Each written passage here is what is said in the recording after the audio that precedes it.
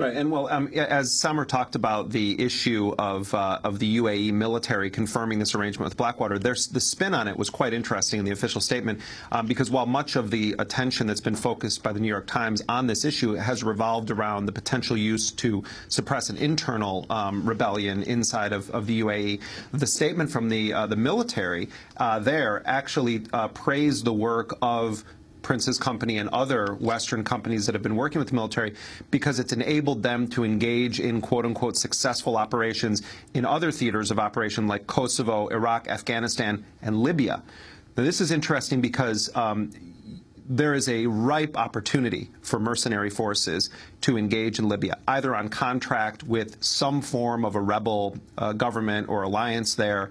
And so if Prince's company is involved with an arrangement through the UAE that somehow involves Libya, that would be the subject of quite a bit of interest, I'm sure, on Capitol Hill and in capitals around the world, because I think it's just a matter of time before we start to see an incursion of special operations contractors going into Libya, if they're not there already. Finally, Jeremy Scahill, the timing of Erik Prince moving to the United Arab Emirates, what's happening here at home, and then if you could also comment on John Ashcroft and his new position. Right. I mean, Erik Prince put the wheels in motion to go to the United Arab Emirates almost immediately after the 5 Blackwater executives under him were indicted on a 32-count indictment, felony indictment for weapons violations, allegations of bribery, of lying to agents of the Bureau of Alcohol, Tobacco, and Firearms. The United Arab Emirates does not have an extradition treaty with the United States. It's not. I think that Erik Prince knows where so many bodies are buried that he kind of is in pole position in terms of being indicted himself. He's been graymailing, what they call it, the U.S. government by leaking details of operations he's been a part of as a way of saying, if you come after me, I'm going to go Ollie North on you and blow the whole thing open.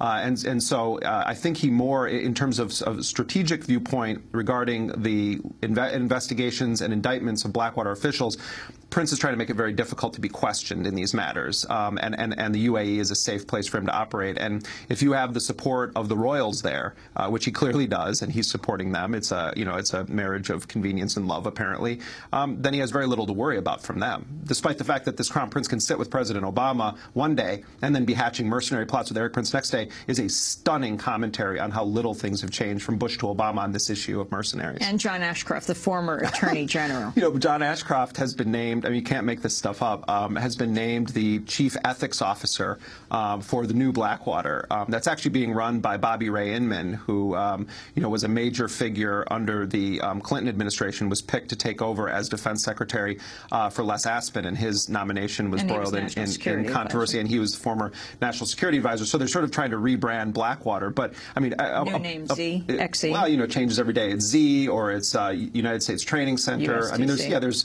I mean, Blackwater has all these shadow entities around the world. I mean, we've seen a new one pops up every day. Now it's Reflex Response, now R2, Paravant, Greystone. I mean, I could list I could sit here for 10 minutes listing their various shell companies for you. But I mean, putting John Ashcroft in charge of ethics at Blackwater is like asking the fox to take care of the baby chicks on a farm somewhere and hoping everything's going to be fine. I mean, he's gonna devour the very idea of ethics. If you look at his track record when he was Attorney General, I mean, this is not an ethical man, and not anyone that has any business overseeing the ethics of a notorious mercenary firm. Finally, Nisar Square, the latest on it, the killings by Blackwater forces in Iraq. Right. I mean, the 5 Blackwater guards, as they're called, were indicted by the federal government for the shooting at Nisar Square, and the case was dismissed largely on technical grounds and because of malfeasance on the part of prosecutors, federal prosecutors. The government appealed that decision,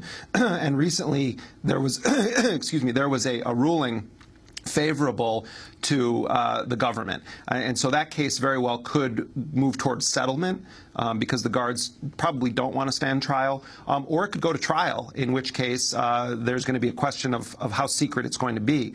There's one civil case still remaining against Blackwater that we've covered extensively on Democracy Now!, brought by the father of the youngest victim of the Nisar Square shootings, a 9-year-old boy named Ali Kanani.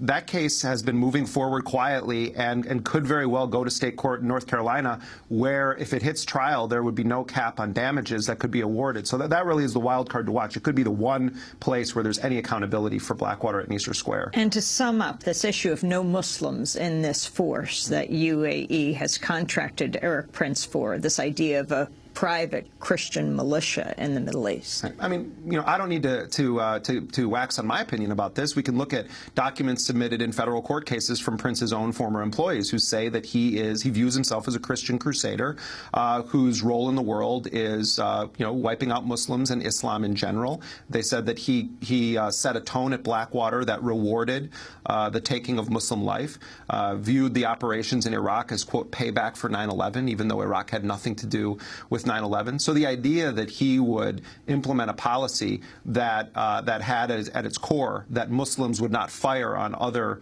Muslims if they were working for this kind of a force is consistent with everything we've heard out of Blackwater about Mr. Prince's worldview regarding religion and the supremacy of Christianity over Islam. It's very dangerous, Amy, when you have these kinds of forces in such volatile environments with all of the uprisings happening. I mean, the last thing that region needs is a Christian crusader force that appears to have the legitimacy or backing of the United States government, regardless of if it actually does. You know, it's incendiary, and it's dousing an already burning fire with gasoline, and it's very, very dangerous. The Obama administration, if they're not supporting this, they need to do something about it. If they are, well, then that's serious, and they need to answer questions about what on earth they're doing, continuing this business with Erik Prince's Christian Crusader force. Jeremy Scahill, author of Blackwater, The Rise of the World's Most Powerful Mercenary Army. He is a Nation Fellow, a Puffin Fellow, writes for The Nation at thenation.com, and is a Democracy Now! Correspondent.